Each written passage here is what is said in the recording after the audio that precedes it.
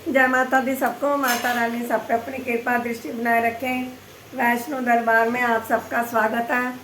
आज मैं एक ऐसी जानकारी आप सबके साथ लेके आई हूँ जिसके बारे में बहुत ही कम लोगों को मालूम है कि श्री रामचंद्र जी का पिछला जन्म, श्री रामचंद्र जी पिछले जन्म में भी एक राजा थे और उन राजा के बेटे थे और उनका मन जो था भगवान में लगा हुआ था और वो उन्होंने अपना राजपाट, अपना घर बार परिवार त्याग दिया और वो ऋषि मुनि बन गए थे।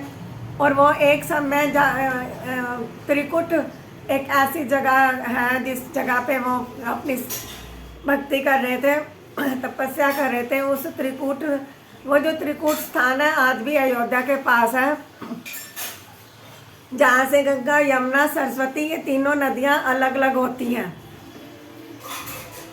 और जब वहाँ पे बैठे वो साधना कर रहे थे, वहाँ से एक लड़की गुजरती है बड़ी सुंदर।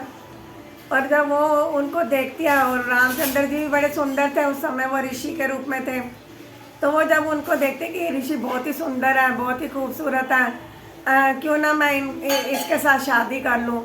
तो रामचंद्र जी को कहती है कि आप बहुत खूबसूरत हो, मुझे आपके साथ शादी करनी है। तो वो कहते हैं कि तू कि मैं तो एक ऋषि हूँ और मैं तेरे को अपनी पुत्री के रूप में पुत्री कह के संबोधित कर रहा हूँ और तू मेरे साथ शादी करने की कह रही है। तो वो कहती है नहीं, उन्होंने कि तू जा, मेरी तपस्या वो खराब मत कर। तो वो नहीं मानी। उन्होंने बार बार रिक्वेस्ट करी थी, प्रार्थना कर रही थी उनके आगे। तो उन्होंने बातें करते ऐसे कहते श्री रामचंद्र जी का हाथ पकड़ लिया। हाथ पकड़ा तो कहती है कि हे ऋषि, आप मेरे को देखो तो सही, मैं कितनी खूबसूरत हूँ। तो उन्होंने जय बोला कि तूने मेरी तपस्या भंग कर दी है, तू नीच कुल की है, तू कुरूप है, तू बदसूरत है, तू चंडालनी है। तो ऐसे कह के उन्होंने और बोल दिया और फिर तपस्या करने लगे। वो लड़की ऐसा जब उन्होंने बोला तो वो चुप करके घर आ गई। घर आई तो उसको सपने में भी वही दर्शन मिला कि वो नीच कुल में उसने जन्म लिया, भंगी के घर में जन्म लिया और उसके बड़े बड़े 2 दांत निकले हुए हैं, हाथ पैर उसके टेढ़े हैं, शरीर का रंग सारा काला है और बड़ी ही कुरूप अपने आप को उसने देखा।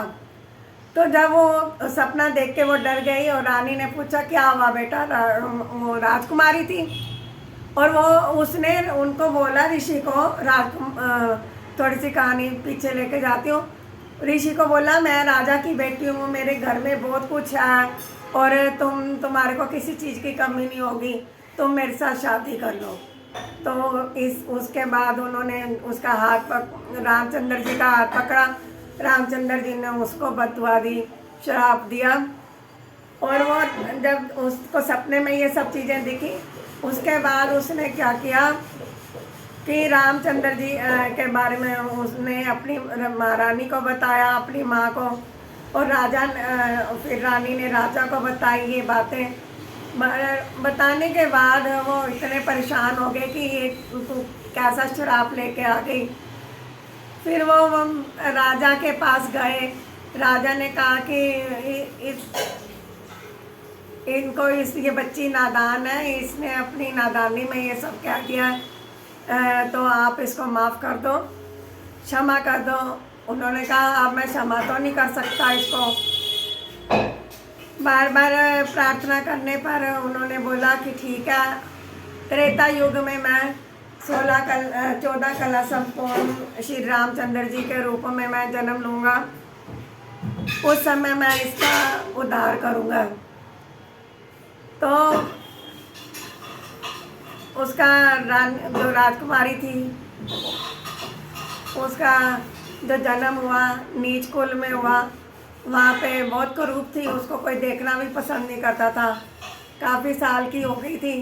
तो एक दिन कहते हैं कि बेटियों को घर में नहीं रख सकते, तुम इसकी शादी करो।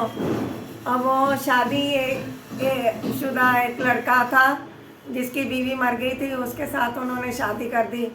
पहले के ज़माने में माँ बाप जहाँ कर देते थे बच्चे वहीं शादी कर लेते थे। उनकी कैसा भी रंग रूप होता था, कैसी भी शक्ल होती थी, वो कर माँ बाप जो जहाँ करते थे बच्चों की शादी वहीं मतलब की हो जाती थी।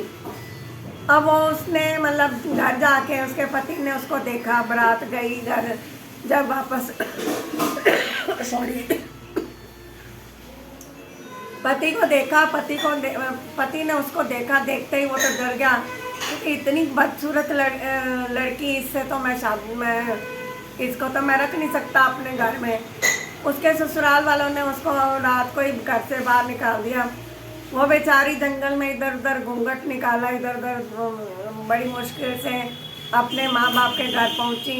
माँ बाप को कहती कि मेरे ससुराल वालों ने तो मुझे रखा ही नहीं। तो वो कहते जब तेरे ससुराल वाले नहीं रख सकते तो हम भी तुझे नहीं रख सकते, तू अब जा यहाँ से। वो बेचारी जंगल में रोती रोती जा रही थी, बड़ी परेशान। वहाँ पे उसको नारद जी मिलते हैं। नारद जी कहते हैं ये बड़ी क्रूप स्त्री है और बड़ी दुखी है, इससे मैं बात करता हूँ। उन्होंने बात करी तो उसने बिल्ली ने सारी बातें उनको बताई। नारद जी ने उसको बोला कि तू राम जी का नाम जप, सब काम तेरे सही हो जाएंगे। फिर वो राम राम जपती रही। उन्होंने वहाँ जंगल में कुटिया बना ली, वहाँ जंगल में कुटिया बनाई, वहाँ साथ में कोई सरोवर था, तालाब था, उसके अंदर वो जैसे ही पानी निकालती है, पानी पीने लगती है।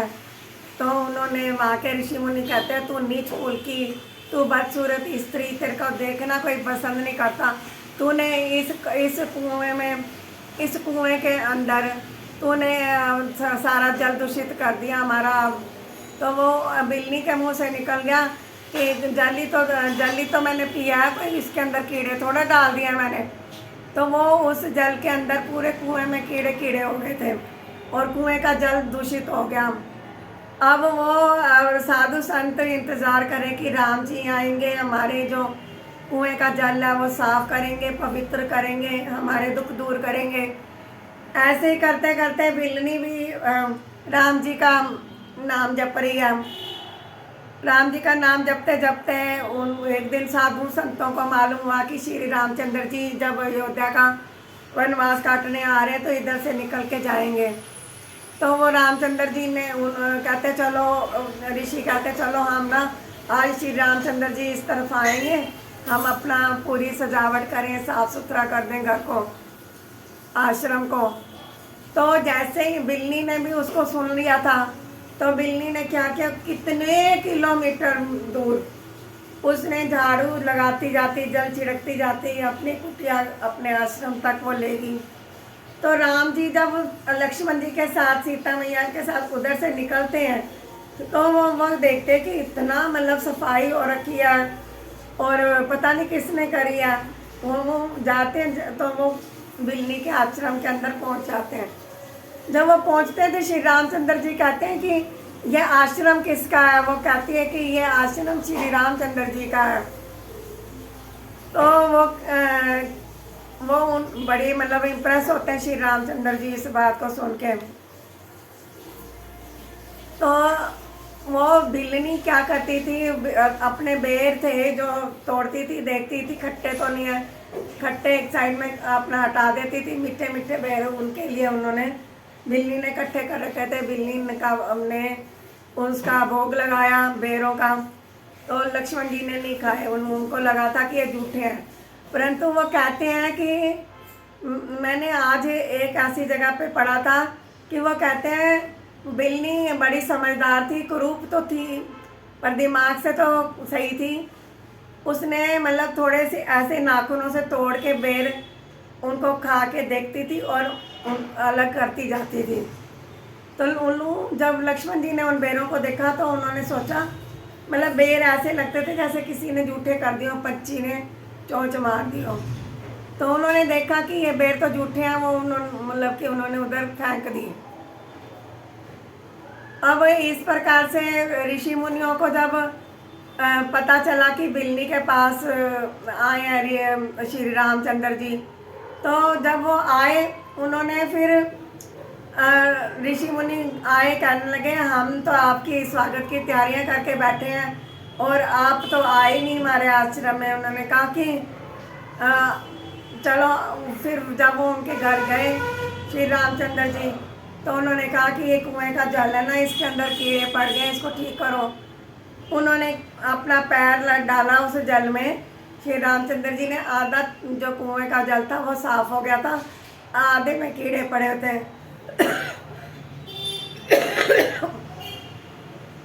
अब वो कहते हैं, अब ये बात है कि यार दूषित तो जल दूषित ही है, चाहे आधे जल में कीड़े या चाहे पूरे में। ऋषि ने कहा, तो वो कहने लगे ठीक है लक्ष्मण जी, तुम लक्ष्मण को बोला तो 12 साल मेरे साथ रहा है, तू इसको ठीक कर। लक्ष्मण जी ने ठीक किया, जल वो 75% जल ठीक हो गया था। फिर अब 25% का क्या करें। फिर उन्होंने कहा बिल्ली मेरी भक्तनी है, उसको पालकी में बैठा कर लेके आओ और वो ही इस कुएं का जल को शुद्ध करेगी। ले आए ऋषि मुनि उसको, बिल्ली को। बिल्ली ने जैसे कहा वो उसको पूरे जल को शुद्ध कर दिया, तो वो बिल्ली के चरणों में पड़ गए। ये थी रामचंद्र जी की पिछले जन्म की कहानी और बिल्ली की कहानी। और फिर इस प्रकार से रामचंद्र जी ने उसका त्रेता युग में आए, उसका कल्याण किया, उसका उद्धार किया। और बिल्ली अपने परम धाम को चली गई, राम राम जपती जपती परम धाम को चली गई, उसका जीवन सफल हो गया। बोलो सियापति रामचंद्र महाराज की जय। बोल हे माई मेरी सच्चियाँ जोता वाली माता जी तेरी सदाई जय। ऐसी जानकारी लेके मैं आई आज, मुझको अच्छा लगा ये स्टोरी सुनाकर आप लोगों को। तो थोड़ी सा एक भजन भी है इसमें, मेरा गला बैठा हुआ फिर भी 2 लाइनें सुना देती हूँ। बीर तोड़ तोड़ जोली विच पाए बिलनी, कंडे चुबन ते राम राम गाए बिलनी। बेर तोड़ तोड़ जोली विच पाए बिलनी, कंडे चुबन ते राम राम गाए बिलनी। उसकी वृत्ति परमात्मा में ऐसी रम गई थी तो वो परम गति को प्राप्त हो गई। परम जय माता दी सबको।